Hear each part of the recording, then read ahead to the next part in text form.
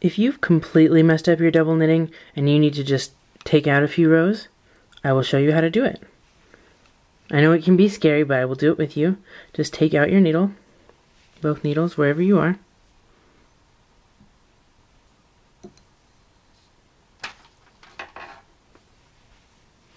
And just begin to pull your yarn, like that.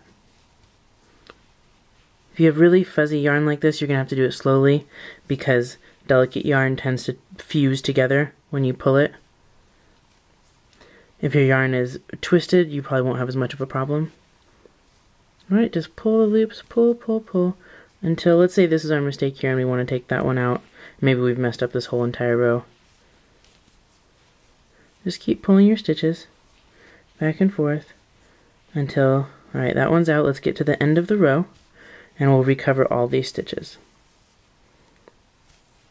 Alright, and last one. Okay. And I pulled that one a little bit too much, that's okay. Alright, so let's get these stitches back on your needle. So notice the end that your yarn is at. My yarn is over here, and we're going to want to put in the needle so that the end of the yarn, so the end of the needle is towards the yarn, right? So that we can knit. This isn't going to do us any good. So, starting, let's see, let's turn it around so that we're going to put the stitches on the left-hand needle so that we can knit from them. Now, we're just going to recover these stitches one by one. Put your needle on your left hand with the point facing to the right and the yarn over here on the right. Insert the tip of the needle into this first stitch, this double stitch, from front to back like that.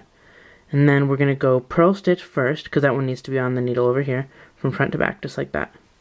That's what you want it to look like. You don't want it to look like that, okay? Next, we're going to go from front to back into the knit stitch.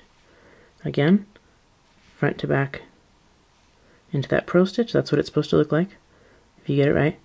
And front to back into the knit stitch. And that's what it's supposed to look like that.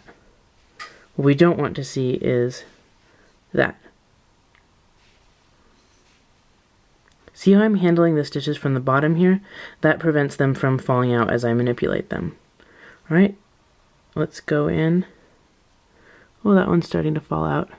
It's okay, just go in there and give it a pull.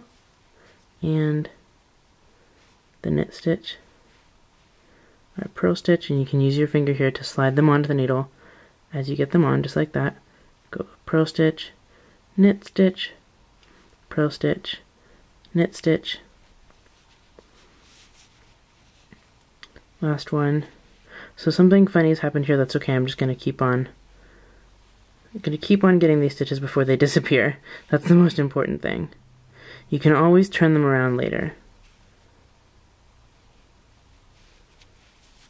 And if you want to review how to get stitches back on your needle in general, you can just go to knitfreedom.com and hover your mouse over the tab that says videos and techniques and go down to, I think it's just like messing up or how to put stitches back on your needle. And there's a bunch of videos. So that all looks good.